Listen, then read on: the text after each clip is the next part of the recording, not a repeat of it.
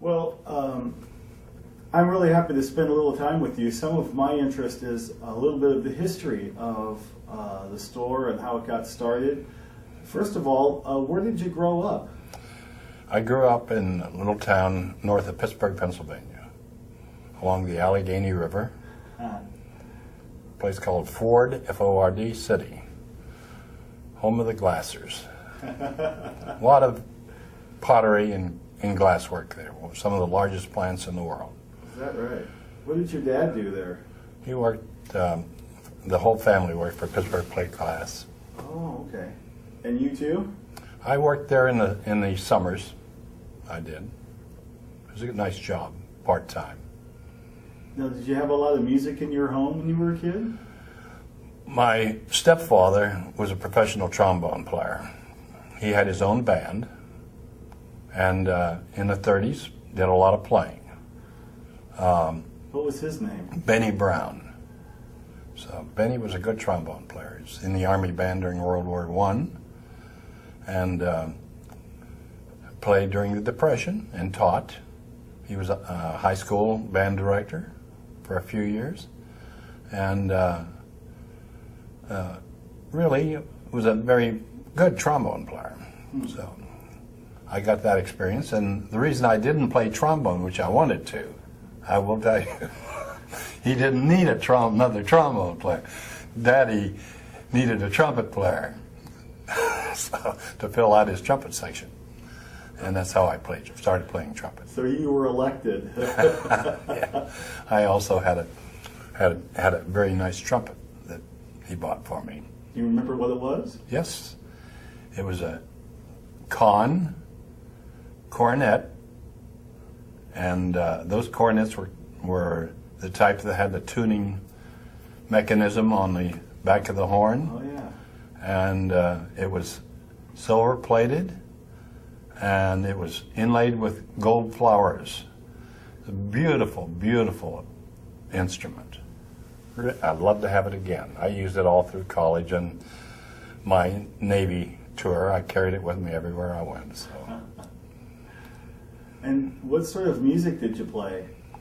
Well, in Pittsburgh, Pennsylvania, at that time, the big jobs were with the organizations like the Polish Falcons or the Czech groups, and a lot of playing was done by playing polkas, waltzes, schottisches, and all those dances that they were used to doing up there, because everybody that worked in the factory and in the mines in western Pennsylvania had their own background, and it was a very interesting place for me, even as a child, to grow up.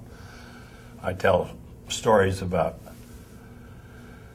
people that would not impress anyone, but their lives impressed me. As an example, there was a gentleman by the name of Shorty Canille. Shorty was an Italian. He worked for Alger Pottery, and he would come home on Saturday and always have a bottle of red wine, and he'd drink a few drinks, and then he'd start singing opera from his front porch, and he never bothered anyone, but you could hear him for a block. But he knew all the opera themes, and of course he was Italian, had that background, and he was always interested in what I was going to do with my music, because I had already started playing an instrument, and he lived a couple of doors from us, so we would hear each other occasionally. That was a very interesting thing for me. I talked about that to people at least a half a dozen times in the last 50 years. And what else? What direction would you like to go now? So Similar? after school, were you drafted, or did you? No. I quit high school to join the Navy. I turned 17 in October 1942, and the enlistments at that time would take a 17-year-old based on a 4-year or until 21 year old until you reach the age of 21, and that's the type of enlistment I was in. I was not in a Navy band. My background, and I tell this story too, my dad signed my stepfather signed my rights to go into the Navy. That allowed me to join. He did require even the Navy personnel officer that was doing the swearing in that I would have a chance to get into the Navy music program, which is wonderful. However, after I finished boot camp, this chief petty officer that had about 30 years in the Navy and gave us all a battery of tests, pulled all the 17 and 18-year-olds out of the standard crew that were there and proceeded to tell us about what a great opportunity has just come by for us to be part of. And that was to join the Navy flight crews. So the first thing was, you're going to be a second-class petty officer in 4 to 6 months. That's the equivalent to a staff sergeant in the Army. You're going to get flight pay. You're going to get overseas pay, and your salary is going to be about $475 a month. And the Navy's going to provide you with the lodging and the clothes allowance, etc. And you're going to be in good shape financially. That made a lot of difference to me.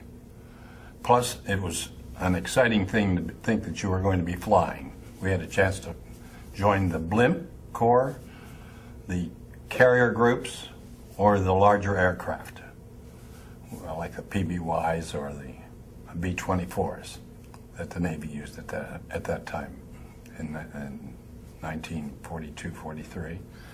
So I proceeded to go with the Air Corps routine. But I carried my trumpet with me the whole 4 years or so that I was in, and I had plenty of opportunity to play in clubs and with local Navy personnel that like to play also, with a drummer as an example. This is Bobby Dean over here. We've known each other a long time, and he's a marvelous drummer. So we're ready to play anytime anyone wants us.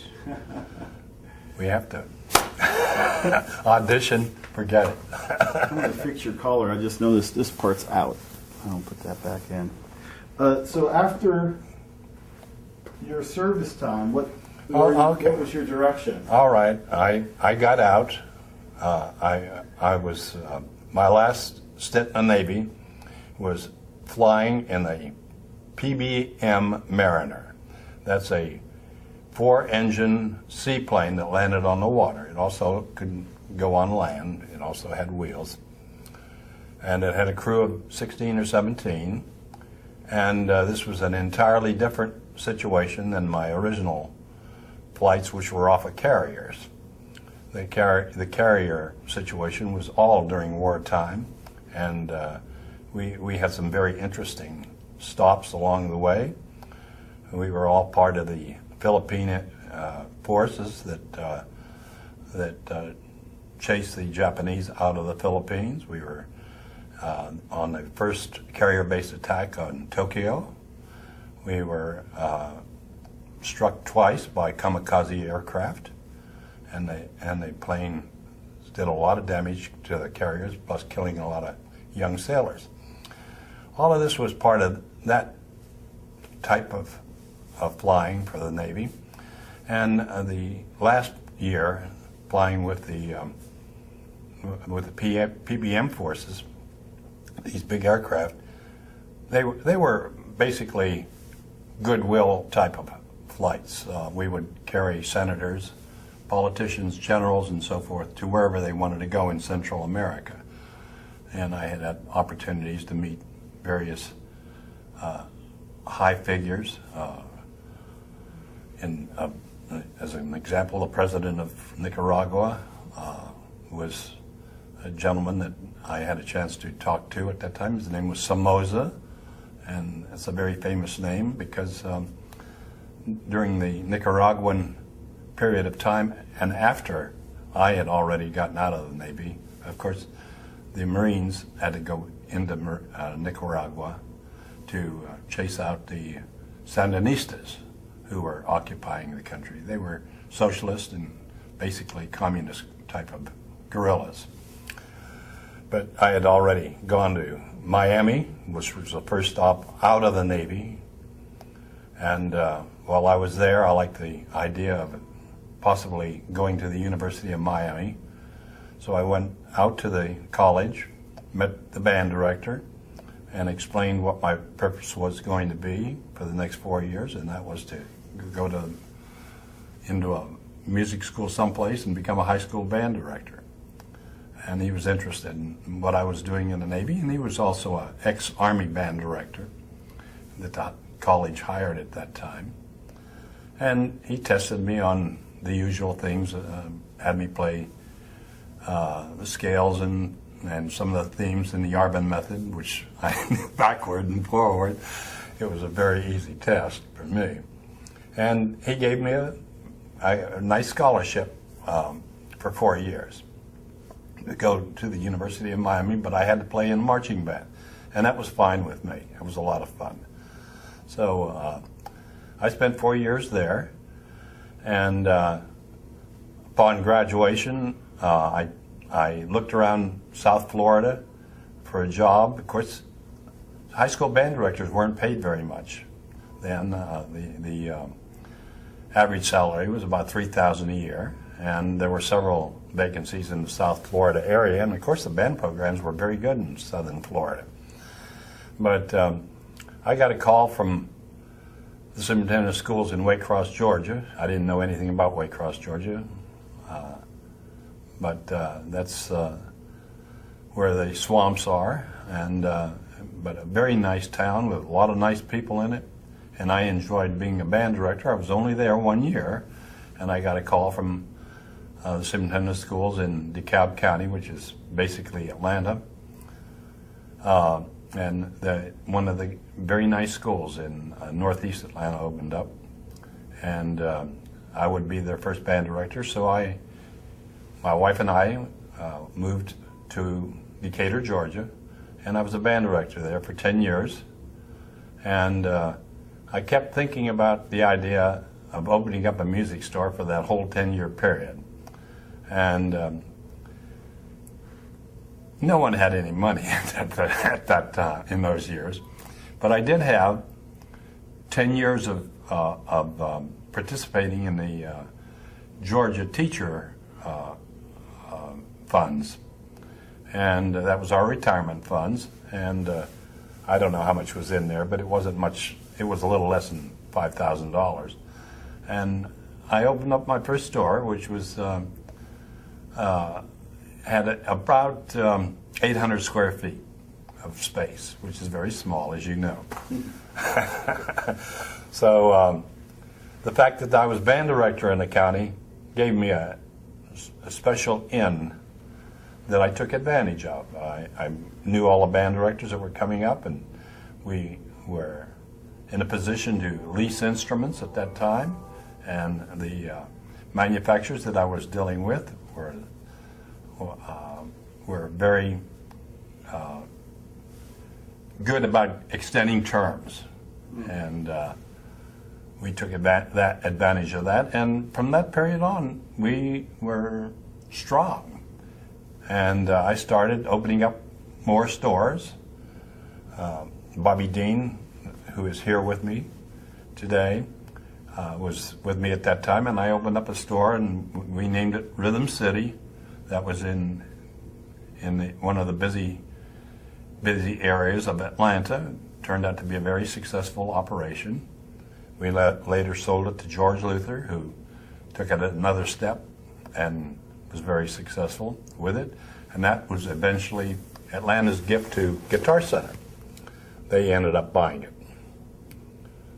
And that takes me to now. I've been going to and coming to NAMM shows for 40 or 45 years. Still enjoy them. I'm now 82 years old. I don't have any idea of retiring whatsoever. I'm going to die playing a cornet and having fun within my own business. No retirement in Bill Baran's life. Anything else, Dan? Well, you love what you do, don't you? Yeah, absolutely. It's been a gas, as they say. It's been good for me. I've met a lot of nice people. I mean, music people are good people. They're honest people. They're intelligent people. They all have good educations, nice families. How could you not like being in the music business? Impossible. You have to enjoy it, because they're never going to pay you enough money to live on, so you have to take advantage of the people that you're going to be with. They're going to be nice, you're going to have fun doing it, and that's the big theme that I'll push. There's a lot of reward too, isn't there? Absolutely. To watch young kids grow up playing musical instruments. I've had dozens of children that are in major colleges with big scholarships, gave them opportunities to go to school and study. And, you know, the music industry also passed one of the most difficult times of all, and that is the racial situation that existed in the 50s, in the 60s, in the 70s, and there was never any problem with me going to a black school or a mixed school and holding parent meetings and showing them the instruments and writing up contracts. Band parents have always been super nice people. Any other questions? I wonder, just from your long career, did you find certain sales promotions or campaigns that would be sort of your niche? Well, I was a high school band director, so band instruments is what I knew something about. But the most enjoyable thing that I've been doing for the last 25 or 30 years has been in the string instrument business. Not only the guitar end of it, but the violin, viola, cello, and bass part of it, which I find very interesting because of the class of people in that. Very, very, very outstanding musicians, conductors, symphonies that can. Atlanta Symphony has had wonderful conductors. It's very good, but all of our American symphonies are just super, super orchestras. And this only came about by developing the programs early enough for little children to start. The Suzuki program has been responsible for some of our best violin players. Our orchestras are full of former Suzuki players, and I've always enjoyed watching the little fellas play the violin and cello and bass, especially bass players. A fourth grader on bass. Can you just imagine that? That little fella standing there with a big smile on his face and his bow going this way. I love it. And they won't give it up. They love their basses. That's terrific. Well, 2008 marks a milestone for you. Yes, it does. I started in 1958. So whatever, how many years is that? That's 50 years. Okay. That's right. 50 years in business. 50 years of fun. 50 years of fun. Right. Well, we have a little something for you. Uh-oh.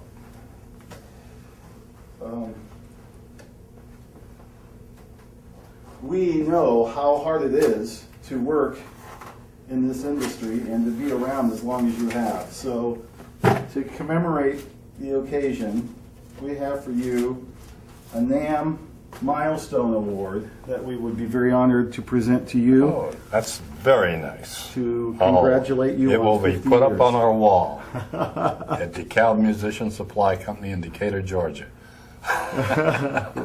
Well, we're honored to do it. Congratulations. Well, thank you very much, Dan. Absolutely. That's nice. And thank you so much for your time today. I do appreciate it.